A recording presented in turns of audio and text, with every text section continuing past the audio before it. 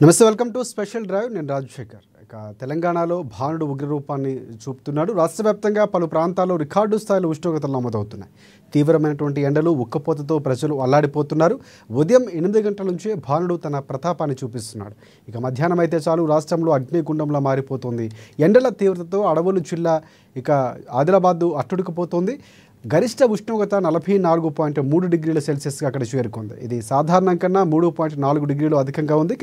ఈ ఏడాది రాష్ట్రంలో నమోదైనటువంటి అత్యధిక ఉష్ణోగ్రత ఇదేగా చెబుతున్నటువంటి పరిస్థితి. నిజామాబాద్ జిల్లాలోని ఉష్ణోగ్రత 44 డిగ్రీల సెల్సియస్కు చేరుకుంది. ఖమ్మం, నల్గొండ జిల్లాలో 2.2 డిగ్రీల మేర అధిక ఉష్ణోగ్రతలు నమోదవుతున్నాయి. వాతావరణ శాఖ అంచనాల ప్రకారం రాష్ట్రంలో ఎండల తీవ్రత మరింత పెరిగే అవకాశం ఉంది. ఉమ్మడి ఆదిలాబాద్ జిల్లాలో ఇవాళ, అలాగే ఆదిలాబాద్, నిజామాబాద్, జగిత్యాల జిల్లాలో రేపు, ఎల్లుండి వడగాలు వీచే అవకాశం కూడా ఉందని హైదరాబాద్ వాతావరణ శాఖ హెచ్చరించింది. ఈ నేపథ్యంలో ఆయా జిల్లాలకు ఎల్లో అలర్ట్ జారీ చేశారు. ఛత్తీస్గఢ్ నుంచి తెలంగాణ, కర్ణాటక, తమిళనాడు మీదుగా మన్నార్ వరకు ఉపరితల ఆవర్తనం కొనసాగుతుందని వాతావరణ శాఖ తెలిపింది. కొన్ని జిల్లాల్లో బుధ, గురువారంలో ఒక మోస్తారు వర్షాలు కురిసే అవకాశం కూడా ఉందని వెల్లడించింది. వడదెబ్బతో రాష్ట్రంలో 9 మంది ఇప్పటి వరకు మృతి చెందారు.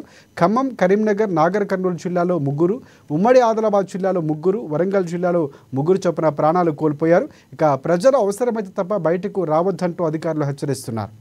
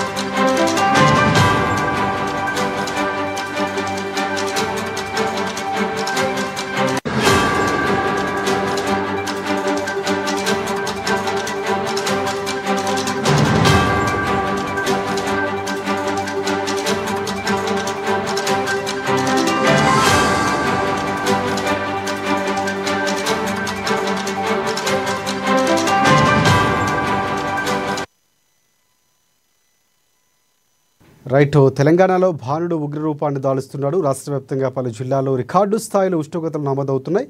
తీవ్రమైన ఎండలు, ఉక్కపోతతో ప్రజలు అల్లాడిపోతున్నారు.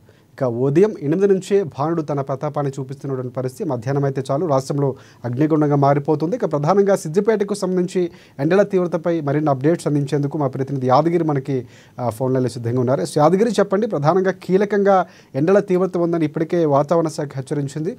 మరొక అంశం ప్రధానంగా చూసుకుంటే ఎండల తీవ్రత నేపథ్యంలో ఇప్పటికే 9 మంది చనిపోయినటువంటి పరిస్థితి ఉంది. సో అక్కడ పరిస్థితి ఎలా ఉంది? వాతావరణ శాఖ ఏం చెప్తుంది? అప్డేట్స్ ఏంటి? రాజశేఖర్, మెదక్, సిద్దిపేట జిల్లాలోని ఎండలు మండిపోతున్నాయని చెప్పుకోవచ్చు. గత 3 రోజుల నుండి ఎండలు బాణుడు బగబగమంటుంది. ప్రజలు ఉదయము 9 దాటిందంటే ఇంట్లో నుండి బయటకు వెళ్ళలేని పరిస్థితులు ఉన్నవి. అసలు ఇంట్లో ఉన్నప్పటికైనా కూడా ఫ్యాను, కూలరు లాంటి గిరాగిరా తిరిగితే తప్ప గాని ప్రజలు ఉక్కుపోత భరించలేని పరిస్థితులు ఏర్పడతా ఉన్నాయి.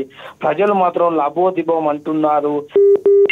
వ్యవసాయ రైతులు కావచ్చు, కూలీలు కావచ్చు, వారి పంట పొలాల వద్దకు వెళ్ళాలంటే మాత్రం వెళ్ళలేని పరిస్థితి ఉంది. ఉదయం 9 గంటల వరకే వారి పని ముగించుకొని ఆ ఇంట్లోకి చేరుకునే పరిస్థితి కనబడుతుంది. మళ్ళీ అలాగే సాయంత్రం సమయంలో ఈ ఎండ తీవ్రత తగ్గిన తర్వాతనే వారి పనిలోకి బయటకు వెళ్లే పరిస్థితి కనబడుతుంది. 3 రోజుల నుండి అటు మెదక్ జిల్లాతో పాటు ఇటు సిద్దిపేట జిల్లాలో ఎండ తీవ్రత భారీగా ఉందని చెప్పుకోవచ్చు. అటు మెదక్ జిల్లాలోని 43.4, అలా సిద్దిపేట జిల్లాలో 44% ఉష్ణోగ్రత నమోదు కావడంతో ప్రజలు ఎండ తీవ్రత బేబేలు ఎత్తిపోతున్నారు. రాజశేఖర్, రైట్. అంటే సిద్దిపేట కానీ మెదక్కు సంబంధించి కానీ గతంలో ఈ స్థాయిలో ఉష్ణోగ్రత నమోదైనటువంటి పరిస్థితి ఉందా? సో ప్రజెంట్ వాతావరణ పరిస్థితి నేపథ్యంలో అక్కడ ఉన్న అధికార యంత్రాంగం ఎలాంటి చర్యలు తీసుకుంది?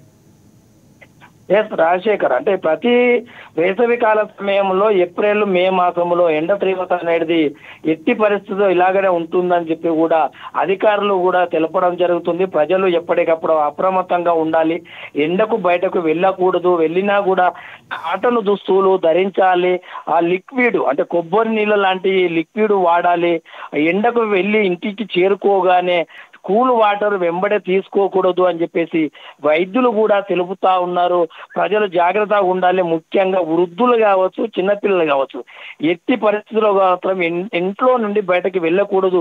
వెళితే వడదెబ్బ బారిన పడి ప్రమాదాలు ఎదురయ్యే అవకాశం ఉంటుంది. కాబట్టి ప్రజలు జాగ్రత్త కూడా ఉండాలని చెప్పేసి చెప్పుకోవచ్చు. రాజశేఖర్, అంటే ప్రధానంగా పంటలకు నష్టం వాటిల్లే అవకాశం కనిపిస్తుంది. పంటలకు సంబంధించి ఎలాంటి జాగ్రత్తలు తీసుకుంటారు? ఎందుకంటే పశుపక్షాదులు చాలా కీలకంగా ఎండకు సంబంధించి ఇబ్బంది పడుతూ ఉంటాయి. సో దానికి సంబంధించి పశు వైద్యులు ఏం చెప్తున్నారు? రాజశేఖర్, పశువులు మాత్రము ఖచ్చితంగా ఇక్కడ చెట్టు నీడ ఉంటే లేదా పశువుల కుటుంబంలో పశువుల జాగ్రత్త కాపాడుకోవాల పరిస్థితి ఉంటుంది. ఖచ్చితంగా ఒక చెట్టు, వేప చెట్టు కానీ ఒకటి కానుగు చెట్లు ఉంటాయి. ఒక భారీ వృక్షం కిందనే చెట్ల కిందనే వారి పశువులను కాపాడుకోవాలన్న పరిస్థితి ఏర్పడుతుంది.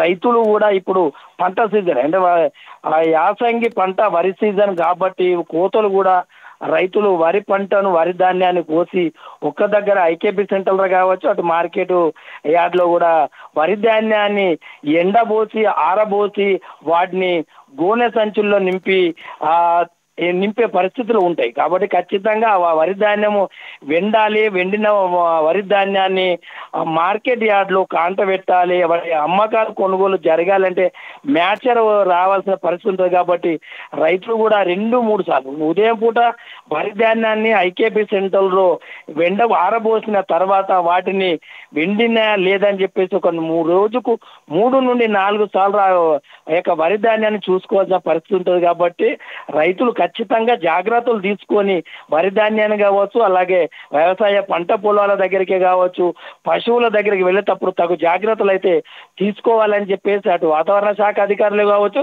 ఇటు వైద్యులు కూడా తెలపడం జరుగుతుంది. రాజశేఖర్,